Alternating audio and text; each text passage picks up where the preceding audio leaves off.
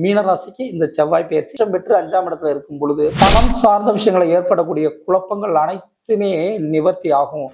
8ஆம் இடத்தை பார்ப்பார், 11ஆம் இடத்தை பார்ப்பார், 12ஆம் இடத்தை பார்ப்பார். சரி, இந்த 8ஆம் இடத்தை பார்ப்பது செவ்வாய் நல்லதா அப்படின்னா அவ்வளவு நல்லது கிடையாது.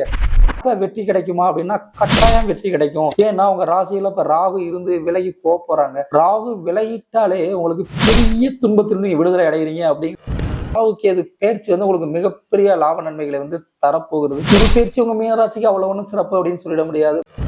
4ல் போயிருந்தான்னா 3ல் போயிருந்தான்னா அது ரெண்டுமே ஒரே மாதிரியான விஷயங்களை தான் தரப்போகுது.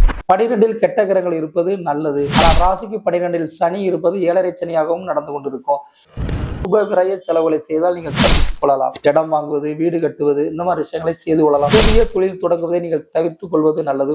உங்களுக்கு 12ஆம் இடத்தில் செவ்வாயுடைய பார்வை 8ஆம் பார்வையாக கிடைப்பது தூக்கமின்மை, தூக்கத்தை கெடுத்தல், மன உளைச்சலை தரக்கூடிய சம்பவம், இந்த மாதிரியான செயல் விஷயங்களை நிறைய செய்யும்.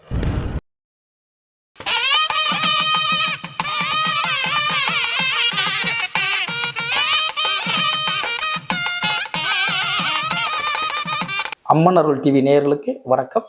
நான் உங்கள் ஜோதிடர் வள்ளலார் ஆர் ஸ்ரீரங்கராஜன். நம்ம இப்போ என்ன பார்க்க போகிறோம் அப்படின்னா, மீனராசிக்கு இந்த செவ்வாய் பயிற்சி எப்படி அப்படிங்கிறத பார்க்க போகிறோம். இந்த மீனராசி காலபுருஷ தத்துவத்துக்கு 12வது ராசி. இது செல்லமான ராசி அப்படின்னு சொல்லுவாங்க. இந்த ராசியில் பிறக்கக்கூடிய குழந்தைகளே அந்த வீட்டில் செல்ல குழந்தைகளாக இருப்பாங்க. அது எத்தனாவது குழந்தையாக இருந்தாலும் சரி, முதல் குழந்தையா இருந்தாலும் சரி, 2வது குழந்தையா இருந்தாலும் சரி, 3வது குழந்தையா இருந்தாலும் சரி, அவர்களே செல்ல குழந்தையாக அந்த வீட்டில் காலம் முழுவதும் வளர்க்கப்படுவார்கள் அப்படிங்கிறது ஒரு பொதுவான விதி. சரி, அந்த ராசிக்கு இப்ப எங்க செவ்வாய் இருக்கிறார், எங்க செவ்வாய் போக போறார்? செவ்வாய் 4ஆம் இடத்திலிருந்து 5ஆம் இடத்துக்கு போக போகிறார். என்னைக்கு போறார்? ஏப்ரல் மாதம் 7ஆம் தேதி போய் ஜூன் மாதம் 8ஆம் தேதி வரைக்கும் அந்த செவ்வாய் பகவான் மிதுனத்திலிருந்து கடக ராசியிலேயே இருக்க போறாங்க. இந்த ராசிக்கு 5ஆம் இடத்தில் செவ்வாய் இருப்பது நல்லது அப்படின்னு ஜோதிடத்துல சொல்லப்படுகிறது.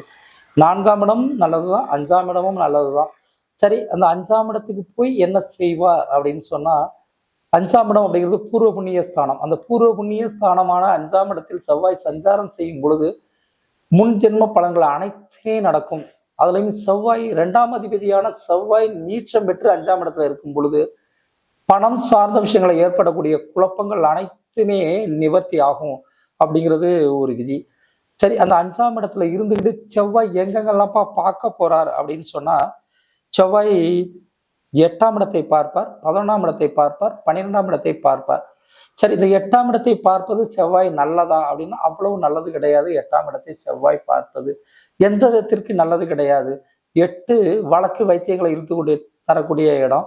இன்னொன்று நல்லது என்ன, வெற்றியை தரக்கூடிய இடம். சரி, என்ன மாதிரியான விஷயங்கள வெற்றி தரும் அப்படின்னா, மண் சம்பந்தமா நடந்த வீடு, இடம் சம்பந்தமா நடந்த வழக்குகளில் வெற்றி தரும். எந்த மாதிரி விஷயத்துல வில்லங்க தரும்? மண்ணு வாங்கினாங்க பிரச்சனை, வீடு கட்ட ஒருத்தர் விட்டேன், அவர் வீடு ஒழுங்காவே கட்டித்தரல, நான் நினைச்ச மாதிரி கட்டித்தரல, இந்த மாதிரியான விஷயத்துல வில்லங்கங்களை கொடுக்கும். இது அவருடைய 4ஆம் பார்வையால் ஏற்படக்கூடிய 8ஆம் இடத்தை பார்க்கக்கூடிய விஷயங்களால் நடக்கக்கூடிய நல்ல கெட்ட பலன்கள் அப்படிங்கிற மாதிரியான விஷயங்களை தருது. இதுல வழக்குல வெற்றி கிடைக்குமா அப்படின்னா கட்டாயம் வெற்றி கிடைக்கும். ஏன்னா உங்க ராசியில இப்ப ராகு இருந்து விலகி போறாங்க. ராகு விலகிட்டாலே உங்களுக்கு பெரிய துன்பத்திலிருந்து நீங்க விடுதலை அடைகிறீங்க அப்படிங்கிற மனநிலை உங்களுக்கு கொடுக்கும். அது மே மாதம் முதல் வாரத்துல உங்களுக்கு அந்த ராகு கேது பயிற்சி நடக்க போகுது. அந்த ராகு கேது பயிற்சியை நினைச்சு நீங்க காத்துக்கிட்டே இருக்கும் பொழுது இந்த செவ்வாயுடைய பார்வையால் வரக்கூடிய இந்த சின்ன துன்பத்தை அந்த ராகு கேது பயிற்சி உங்களுக்கு மிகப்பெரிய லாப நன்மைகளை தரப்போகிறது. குரு பயிற்சி உங்க மீனராசிக்கு அவ்வளவு ஒன்றும் சிறப்பு அப்படின்னு சொல்லிட முடியாது. 3ல் இருந்த குரு 4ல் போயிருந்தான்னா 3ல் போயிருந்தான்னா அது ரெண்டுமே ஒரே மாதிரியான விஷயங்களை தான் தரப்போகுது. உங்களுக்கு மிகப்பெரிய ஆறுதலான விஷயமே இப்ப நடக்கக்கூடிய ராகு கேது பயிற்சி மட்டும்தான். சரி, இந்த செவ்வாய் அடுத்து 11ஆம் இடத்தை பார்க்க போறார் தன்னுடைய 7ஆம் பார்வையா. 11ஆம் இடம் அப்படிங்கிறது இளைய சகோதர ஸ்தானத்தை குறிக்கும். காது, வலது காதை குறிக்கும் அப்படின்னு சொல்லப்படுகிறது. சரி, இந்த காதுல தொந்தரவு தொல்லைகள் ஏற்படுமா அப்படின்னா கட்டாயம் காது சம்பந்தமான சில தொந்தரவு தொல்லைகள் ஏற்படுவதற்கான வாய்ப்புகள் உண்டு. பெண்கள் காதில் அணிந்து கொண்டிருக்க காதணி துளைந்து போவதற்கான வாய்ப்புகள் உண்டு. சொரை தொலையும், தோடு உடையும், ஜிமிக்கி உடையும், ஜிமிக்கி கழண்டு விழும், இந்த மாதிரியான விஷயங்கள் செய்யும். காதணி சம்பந்தமாக சில செலவுகளை உங்களுக்கு ஏற்படுத்துறதுக்கான வாய்ப்பு விஷயங்களை கொடுக்கும். அடுத்து மூத்த சகோதரர்களை குறிக்கும் இந்த 11ஆம் இடம். மூத்த சகோதரர்களால் நன்மை கிடைக்குமா அப்படின்னா ஆமாம், நன்மை கிடைக்கும். மூத்த சகோதரருக்கும் உங்களுக்கும் இருக்கிற வழக்கு சுமூகமான முறையில் தீர்த்து வைக்கப்படும் அப்படின்னு சொல்லப்படுகிறது.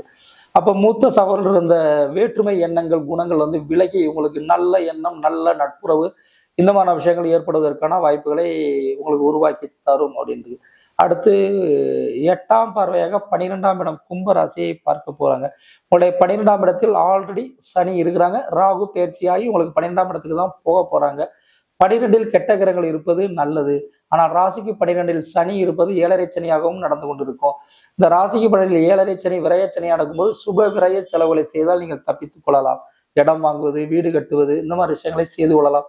புதிய தொழில் தொடங்குவதை நீங்கள் தவிர்த்து கொள்வது நல்லது. புதிய தொழில் தொடங்கினீங்கன்னா அது அவ்வளவு ஒரு சிறப்பை தராது அப்படிங்கிற மாதிரியான விஷயங்கள் வந்து உண்டு. உங்களுக்கு 12ஆம் இடத்தில் செவ்வாயுடைய பார்வை 8ஆம் பார்வையாக கிடைப்பது தூக்கமின்மை, தூக்கத்தை கெடுத்தல், மன உளைச்சலை தரக்கூடிய சம்பவம் இந்த மாதிரியான செயல் விஷயங்களை வந்து நிறைய செய்யும். அதை தவிர்த்து கொள்ள தியானம், யோகா இந்த மாதிரி விஷயங்களை நீங்கள் பயன்படுத்திக் கொள்வது நல்லது. பள்ளி குழந்தைகள் படிக்கிறேன் அப்படின்னு சொல்லிட்டு இரவெல்லாம் தூக்கம் முழிச்சு எக்ஸாம் காலில் போய் தூங்கி வழிகிறதுக்கான வாய்ப்புகளை தரும்.